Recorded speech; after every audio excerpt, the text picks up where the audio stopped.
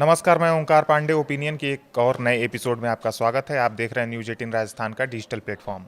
आज हम एक ऐसी सनसनीखेज और बेहद गंभीर खबर का विश्लेषण करने जा रहे हैं जिसने पूरी दुनिया के कूटनीतिक गलियारे में तहलका मचा दिया है। मामला जुड़ा है ईरान से, जहां के supreme leader Ayatollah Ali Khamenei की मौत के बाद मध्य पूर्व की राजनीति पूरी तरह से सुलग उठी है। खामेनेई की मौत के बाद उनके बेटे और नए उत्तराधिकारी मुस्तफा खामेनेई ने सार्वजनिक रूप से बदला लेने की कसम खाई थी, लेकिन बात सिर्फ बयानों तक सीमित नहीं रही। इसके तुरंत बाद ईरान की राजधानी तेहरान से छपने वाले और वहां की सरकार का मुखपत्र माने जाने वाले कट्टरपंथी अखबार हमशहरी ने अपने ऑनलाइन एडिशन में एक ऐसा इन्फोग्राफिक यानी एक पोस्टर जारी किया जिसने अंतर्राष्ट्रीय सुरक्षा एजेंसियों के कान खड़े कर दिए हैं।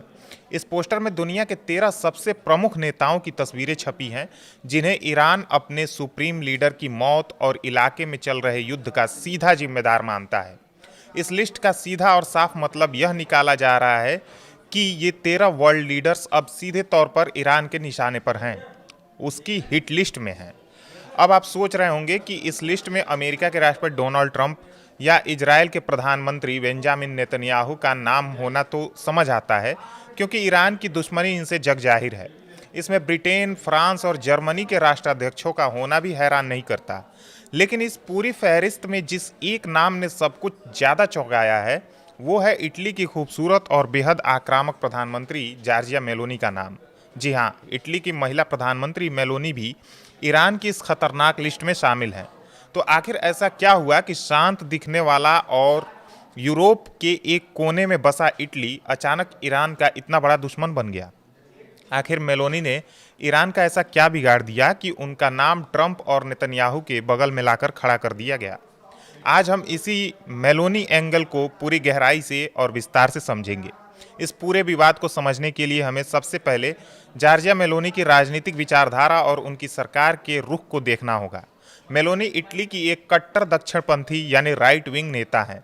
जब से वह सत्ता में आई हैं, उन्होंने ईसाई मूल्यों, राष्ट्रवाद और पश्चिमी सभ्यता की रक्षा को अपनी राजनीति के केंद्र में रखा है।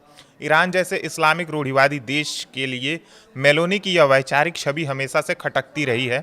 ईरान को लगता है कि मेलोनी सिर्फ एक देश की नेता नहीं है, बल्कि वह पश्चिमी ताकतों की उस वैचारिक सोच का नेतृत्व कर रही हैं जो मध्य पूर्व के इस्लामिक देशों पर अपना दबदबा बनाना चाहती हैं। लेकिन बात सिर्फ विचारधारा की नहीं है, असली खेल तो रणनीति, भूगोल और सैन्य ताकत का है। भले ही इटली भौगोलिक रूप से मध्य पूर्व से दूर दिखता हो, लेकिन भूमध्य सागर यानी मेडिटेरेनियन सी में उसकी स्थिति रणनीतिक रूप से बेहद महत्वपूर्ण है। जब भी अमेरिका, नाटो या अन्य पश्चिमी देश ईरान या उसके समर्थित गुटों जैसे हूतियों या हिजबुल्लाह पर हमला करते हैं, तो इटली की भौगोलिक स्थिति और उसके नौसैनिक अड्डे सबसे बड़े मददगार साबित होते हैं। ईरान का सीधा आरोप है कि इटली ने अमेरिका और इजराइल को अपने हवाई क्षेत्र यानी एयर स्पेस का इस्तेमाल करने की अनुमति दी है। ईरान की नज़रों में यह कोई छोटी बात नहीं है। ईरान का मानना है कि अगर इटली और मेलोनी की सरकार पश्चिमी देशों के लड़ाकू विमानों और मिसाइलों को रास्ता न दें तो ईरान पर हमला करना इतना आसान नहीं होगा। यानी ईरान इटली को एक ऐसे परोक्ष हमलावर के रूप में देख रहा है जो खुद तो सामने से जंग नहीं लड़ रहा है, लेकिन दुश्मनों को हथियार और रास्ता मुहैया करा रहा है। इसके साथ ही मेलोनी का नाम इस लिस्ट में आने का एक और बड़ा कारण है दुनिया के सबसे ताकतवर देशों का समूह यानी G7। इटली G7 का एक बहुत ही सक्रिय और मजबूत सदस्य है।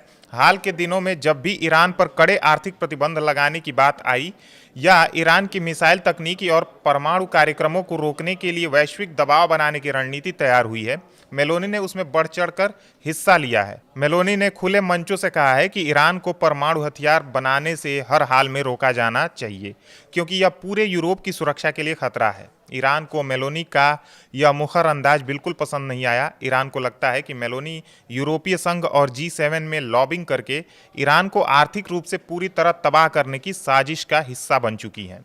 एक और बेहद संवेदनशील पहलू है इजराइल के साथ मेलोनी के संबंध। यूरोप के कई देश ऐसे हैं जो गाजा या मध्य पूर्व के संकट पर इजराइल की खुलकर आलोचना करते हैं, जैसे स्पेन या आयरलैंड। लेकिन जॉर्जिया मेलोनी की सरकार ने इस पूरे संकट के दौरान बेहद संतुलित लेकिन इजराइल के पक्ष में झुका हुआ रुख अपनाया है। मेलोनी ने बार बार कहा है कि इजराइल को अपनी आत्मरक्षा करने का पूरा अधिकार है।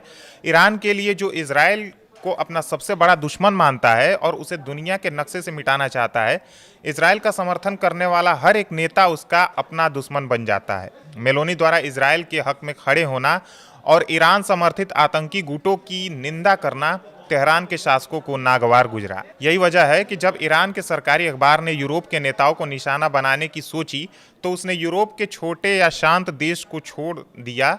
उसने यूरोप की असली महाशक्तियों को चुना, जिन्हें बिग फोर कहा जाता है, यानी ब्रिटेन, फ्रांस, जर्मनी और इटली। मेलोनी का नाम इस लिस्ट में डालकर ईरान दरअसल पूरे दक्षिण यूरोप और भूमध्य सागरीय क्षेत्र को एक कड़ा और खौफनाक संदेश देना चाहता है कि अगर किसी ने भी अमेरिका या इजरायली खेमे की मदद की तो अंजाम बहुत बुरा होगा। हालांकि अंतर्राष्ट्रीय खुफिया एजेंसियों और कूटनीतिक विशेषज्ञों का मानना है कि यह 13 नामों वाली लिस्ट कोई आधिकारिक मिलिट्री ऑर्डर या तुरंत हमला करने का आदेश नहीं है। यह असल में मुस्तफा खामनेई और ईरानी प्रशासन द्वारा खेला गया एक मनोवैज्ञानिक खेल है।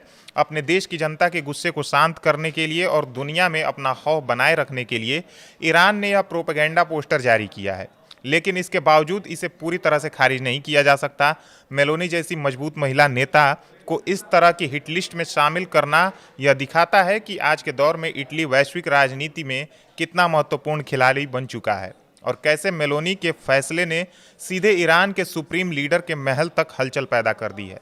अब देखना यह होगा कि इटली और खुद जॉर्जिया मेलोनी ईरान की इस गीदड़ भभकी का क्या जवाब देती हैं। लेकिन एक बात साफ है कि मध्य पूर्व की यह चिंगारी अब यूरोप के दरवाजे तक पहुंच चुकी है। धन्यवाद।